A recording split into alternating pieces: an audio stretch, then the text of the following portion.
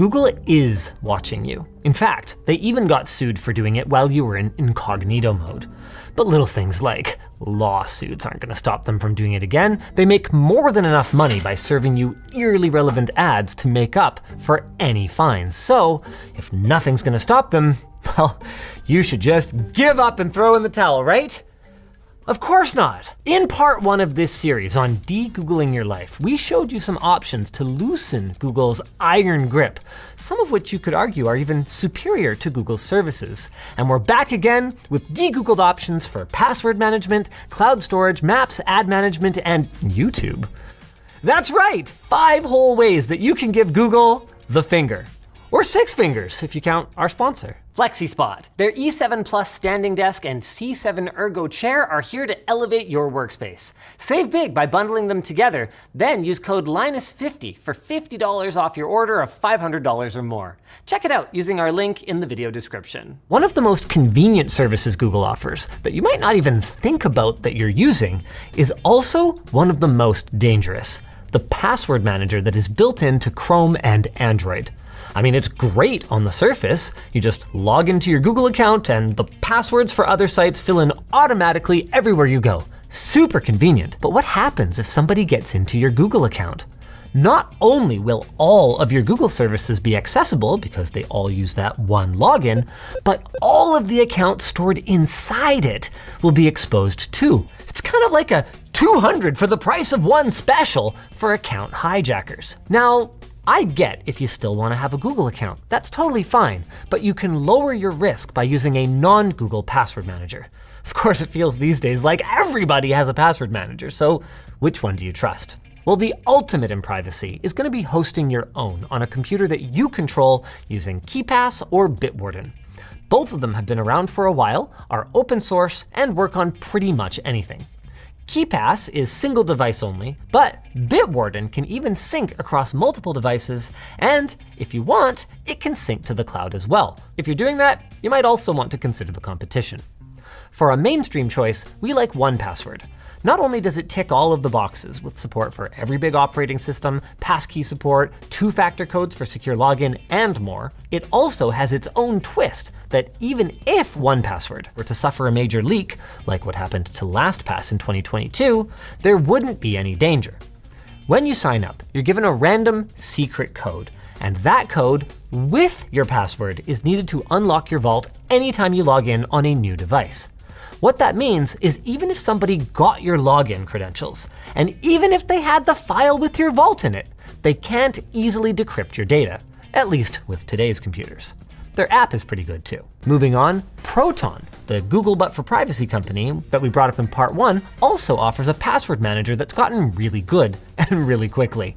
It has support for making burner emails or aliases, 2-factor support, passkey support, and it very recently gained the ability to lock your vault with a different password from your account password, meaning even if you're logged into your Proton account, your passwords are still safe if, say, a nosy family member decides to look through your computer. Now, the fine details vary, so you're gonna wanna try a couple of them before you settle, but the way that they work is pretty similar across the board. You download the app or browser extension, create an account, and start storing your passwords. With the appropriate permissions configured on your device, just like Google's password manager, they should automatically detect when you log into a new website or app and offer to store your credentials. Most of them also offer to create random passwords for you, so you don't even have to think about what to use. Once you've decided on one you like, you're gonna need to export your passwords from your old basic manager, and I'm gonna assume it's Google Passwords here. Open it up, click the settings gear, then click Export. You'll get a CSV file that you can then import to the password manager of your choice. For 1Password, you would go to your account settings, then click your name in the top right, then Import. Click either CSV file or a different password manager, choose the vault that you want to put your passwords into, then drop the CSV into the upload box and click Continue. You can pick and choose what to carry over if you want, and when you're done, you can apply your labels. The process is pretty much the same for the other password managers out there, and most of them are gonna have a page like 1Password's with the steps that you need to follow. No matter what you go with to manage passwords though, a 2-factor app that gives you login codes is a must. It is much more secure than getting these codes via email or especially via SMS. Now, most password managers these days have two-factor support built in, which is convenient. But that convenience of having everything in one place comes with the risk of having everything in one place, and we would strongly recommend a separate app. But again though, which one? Our main pick is Entei Auth. Yeah, the same Entei as in part 1. It works everywhere and can either be used in the cloud with end-to-end encryption or on a single device without the need for an account. Entei's UI is well thought out and easy to use, plus it even shows you the next code if the current one is about to expire, so you don't have to wait for it to roll over before you start typing. You can even pin, tag, and search your sites, which makes it a lot easier to manage a big list compared to Google Authenticator. They call it a labor of love on their GitHub page, and it really looks like one. Authy is another okay choice with a pleasing look and feel, but compared to Entei, it offers only basic search, which is fine for a lot of people, but there are a couple of things to watch out for. Their desktop app is no longer supported as of March, and your account login is tied to your phone number by default. So if you change your number, you will need to make sure that you update it or you can end up locked out of your account. The good news is that recovering your account only takes a few days, if that happens, and there's not a major security implication to this, because if someone gets access to your phone number, they would also need your backup password in order to get your codes. Now, if you want to use something other than those two options, that's probably fine. Just make sure that it's encrypted and secure if it synchronizes across devices, or that it never leaves your phone. Whatever you use, the way to add codes is pretty much the same.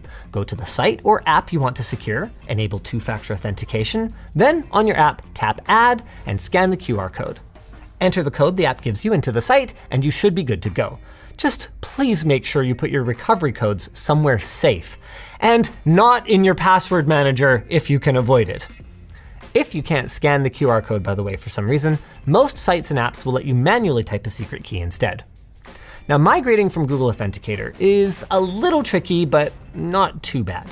You can export your codes as QR codes by tapping the hamburger menu, then transfer accounts, then export. Select the accounts you want to transfer, and you'll get a series of QR codes. At this point though, you'll need another device with a camera that is logged in with the authenticator that you want to use, and then you can use the import function. In Entei Auth, you get there by tapping the hamburger menu, then data, then import codes. Choose Google Authenticator, then scan the codes, one by one. Yeah, it's a bit of a pain because Google expects you to only ever do this if you're upgrading to a new device, but once it's done, and you're free! Free to go anywhere you like! As long as you don't mind Big Google following you around. That's right, Google Maps is so dominant that when Apple Maps came out in 2012, many people considered it literally unusable, in spite of Apple's efforts, because of how poorly it compared to Google's worldwide fleet of vehicles that maps out the roads and takes photos as they go. Now, one popular alternative used to be Waze, but that has also been owned by Google since 2013. Apple Maps, speaking of, finally launched a web app. It went into beta actually the day that we wrote this, and Bing or even MapQuest can stand in for Google Maps in a pinch. But in the spirit of de-Googling, we kind of wanted to find something a little more open, like OpenStreetMap, which makes maps from user submissions and has support for front ends that include some pretty advanced features. Magic Earth, for example, is available on iOS and Android, and on top of offering turn-by-turn navigation and crowdsourced traffic data, it can also act as a smart dash cam with driver assistance to warn of things like forward collision, stop-and-go traffic, lane departure traffic signs, and more. Now, you probably don't want to rely on those features for safety, and we did encounter some odd behavior even just in the basic search functionality, but it's free for personal use, so I'd say it's at least worth giving it a try. And the same goes for Osamand. It has many of the features that Magic Earth does, but also offers plugins to enhance its functions beyond even Google Maps. The only problem is that what I would call 18643 52 Avenue becomes 52 Avenue 18643 Euro style. And I'm not allowed to just type in AVE. It has to be Avenue. Look, you can learn to live with it, but I can also see why most North Americans don't bother. One last option is to use a search engine like DuckDuckGo or Kagi, who we talked about in part 1. Both use Apple Maps, though Kagi offers other sources too, And while neither has the features or tight integration Google does, Kagi offers the option to start navigating via Google Maps, Apple Maps, or Waze so that you can, I don't know, use Kagi to search and then just use Google to, okay, maybe it's mostly only useful for trip planning rather than day-to-day navigation. Now for a big one. Google Drive is so common for cloud storage that for a long time, we even used Google's lax storage limits to back up our entire petabyte server. It's convenient, especially to quickly share files, and their privacy policy claims that they encrypt your data and don't use it for advertising. So a secondary Google account just for Drive could be an option if you don't mind some Google in your life. You know, like a cheat day. But we are de-Googling, and that means exploring other options. There's the big ones, like Dropbox, iCloud Drive, and OneDrive, who all also offer encrypted storage, and even extras like protected vaults that require a password to access. But if your email is also with the company you're using for storage, you need to be careful what you store there in case of a data breach. One way that you can make sure that you're secure is to encrypt your files locally on your computer using something like Cryptomator. Then you can sync those files to any cloud storage you like, though you won't be able to easily share anything uploaded this way unless you also share your encryption key. If you want something a little different, then there are other options like Proton Drive. We mentioned these guys earlier and in part 1 with their email service. And while keeping all of our eggs in one basket is one of the reasons that we're skipping out on Google, Proton offers the ability to use a secondary password to unlock your data after logging in, again, to prevent someone with access to your computer from digging through your stuff. Proton's biggest problem, though, is that you can't purchase more storage than they offer in their plans, and if you're not on a family plan, that limits you to just 500 gigs, even at the ultimate tier. Now, they do sometimes allow you to upgrade to their older Visionary plan that gives you multiple terabytes of storage, but you're forced to subscribe on an annual basis for a pretty hefty sum. Still, if you're not backing up massive amounts of data, Proton Drive is very Google-like, but not run by Google. Of course, it's not run by you either, is it? And if you've got the hardware to run it, whether it's a spare or dedicated, that's where OwnCloud and NextCloud come in. Both of these will need you to forward ports on your router or install a remote network access app like Tailscale in order to access or share your files away from home. But for your trouble, you get way more control than you do with a cloud storage company. Both of them are free to download open source software with paid extras. OwnCloud is tuned more for our professional setting with Teams, while NextCloud has a host of features that might appeal more to home users, including a TrueNAS plugin that makes it easier to set up on a network storage PC that you might already be running. The last big drive alternative we'll talk about is the Swiss Post Service's Tresorit. It's favored by governments and NGOs for its strong privacy and security, making it a great choice for the paranoid. And on top of that, it's actually a pretty good service in its own right. It even provides a plugin if you want to stick to using Gmail, and has apps for every major OS, even a Linux terminal app for your NAS. The files you upload and share are end-to-end encrypted, and if you're extra paranoid, you can also require the person on the other end to verify their email address before they're allowed to download it. All of this comes at a cost, though, with the free version only providing 3 gigabytes of total storage, and the biggest package coming in at 4 terabytes and costing significantly more than Google's options. Though I guess you get what you pay for. Now, speaking of paying for things, I've made my position clear that the ads on ad-supported content are the price, and that blocking them is pretty much piracy.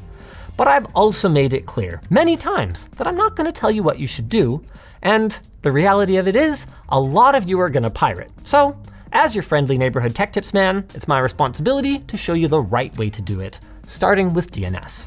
We talked about DNS in part 1, and several services offer the ability to add content filters to their responses. These are great for apps that normally wouldn't be able to use ad block, and they can even block ads in mobile apps. Again, you can learn more about that in part 1, which we'll link down below. The problem with these services is that they limit the number of lookups that you get per month, and after that, you've got to pay. That's where Pi-hole comes in.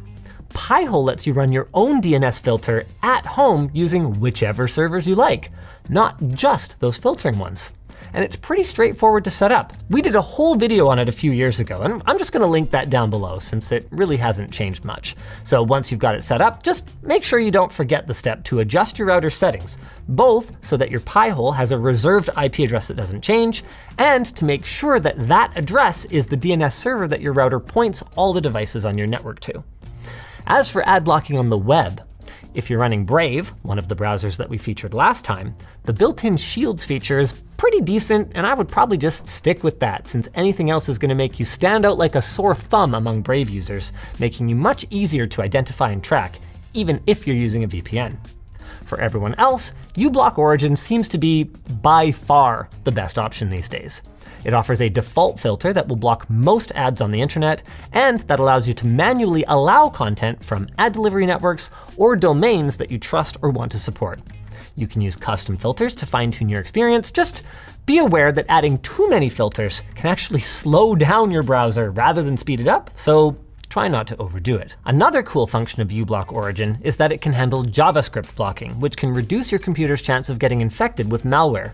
uBlock Origin is available for desktop browsers based on Chromium or Firefox that can accept extensions, and it can be installed manually if you're not able to use their extension stores for some reason or another. It should be noted though, that by this time in 2025, Manifest v3's requirements are going to break it for browsers based on Chromium, if nothing changes.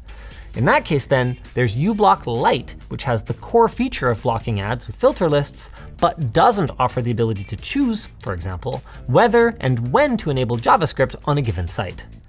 Desktop Safari users, meanwhile, basically just have access to the extensions that are available in the App Store, just like on mobile. So for them, I'd say AdGuard is a pretty good choice for both. It can do a lot of the basic things that uBlock Lite does, but with some extra customizations available.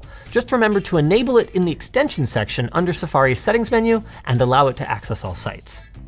Now, since some schools and workplaces have rules against installing ad blockers, you may not be able to do so. The good news is you can get most of the way there by disabling JavaScript on your browser here. Then, as you find sites that need it, you can allow them one by one like this. It is an extra step, but doing this can even get you past some paywalls and speed up your browser while also removing one of the common ways that malware can get into your system, and one of the common ways that Google tracks you online. Now for the big one, the site that you are almost certainly using right now, YouTube. One way out is to hope that your favorite creators are using some alternative video hosting site. Sup, float planers, woo! But let's be realistic. Most creators aren't, and even if they were, most of their viewers aren't going to follow them there. So what do you do? Well, one option is to download videos using one of these tools and watch them offline. You'd still have to browse YouTube to discover content though, which would give Google lots of juicy information about your preferences. So how about an app like FreeTube, LibreTube, or Yati?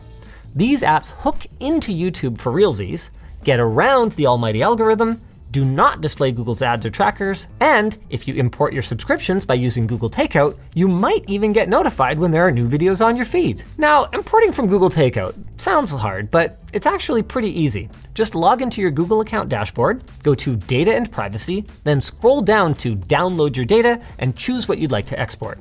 In this case, you would deselect all, then check YouTube and YouTube Music. Click the All YouTube Data Included link and select only what you want to download. For these apps, all we need are the history and subscriptions, and history is actually optional. If you do want it, just make sure you go to multiple formats and choose JSON for history. Once you're satisfied, click Next, optionally choose to have this data exported periodically or just once, then click Create Export. Depending on the amount of data, it could take some time, but eventually you'll get an email with a download link. You can then unzip it and import everything into your front end. In FreeTube, you'll find it under Data Settings. For Android users, there's GrayJ and NewPipe. They hook into popular streaming services, including YouTube, with plugin support that promises to add even more services in the future. Everything shows up on your feed, and they store your playback history, subscriptions, and your playlists locally on your phone or tablet.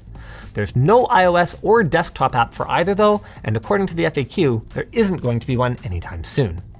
If that's a problem for you, you can also just run your own YouTube using Invidious, which lets you fully customize the way that pages look if you know how. You can even use those other apps with it. Now, like the search engine from part 1, public Invidious servers do exist, but using them means that you are trusting that the people running them aren't just gonna track you like Google does, or even insert malware. For that reason, it's best to use Tor or a virtual private network, like our frequent sponsor PIA, who we're gonna have linked down below, to hide your IP address whenever you're connecting to servers that you don't own. Since the ones listed on the Invidious site must have no analytics, that makes one fewer way that you can be tracked online. However, these servers are not guaranteed to be as reliable as YouTube's. I mean, say whatever you want about YouTube, it rarely goes down. But what if there were another way? Okay, this is funny. As it turns out, you don't need anything extra or any weird workarounds to watch YouTube without ads. And I'm not kidding when I say this is actually a weird trick. Try this right now. Open up a private window or a browser that you don't use very much, and then go to Bing. Copy the address of this video right now and paste it into Bing. Then click on the thumbnail somewhere around here and what? What? Where's the ad? You're not signed into Bing or YouTube, and assuming you used a random browser that you don't usually use, you've got no ad block active. So yeah, you need to put up with Bing's crummy interface, but either Microsoft is paying Google to be able to show YouTube videos on Bing without any ads, or maybe neither of them ever noticed because no one uses Bing. Either way, I don't know, free YouTube Premium, let's go Bing! All right. That's not really a reasonable alternative to YouTube. And like those alternative front ends and those apps, it's just YouTube with extra steps still. And if Google decides to get rid of them, they will all disappear. But for now, we've at least given you some options to enjoy your favorite creators without giving Google quite as much information. Of course, we aren't done yet. And for part 3, we'd like to hear from you guys. What services do you recommend? What Google services do you want to stop using?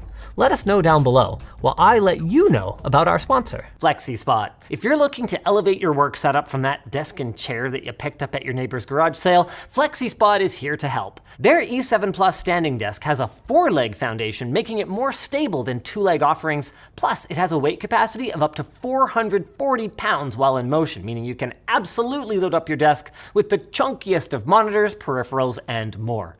And if you're worried that your tush isn't going to be fully supported, have no fear, their C7 Ergo chair is designed to relieve pressure and mitigate fatigue during long hours of work or play. If all of that sounds good, you're in luck because FlexiSpot is holding their anniversary sale in August, and you can bundle up both the E7 Plus and the C7 to get a nice chunk of change off your purchase. Even better, you can save an additional $50 on your order of $500 or more with code Linus50. We're going to have all the details and exactly where to go to claim the deal linked in the video description. If you guys enjoyed this video, go check out part 1 of this series for more on how you too can rid yourself of the Alphabet Company. Anything sounds ominous when you say it like that.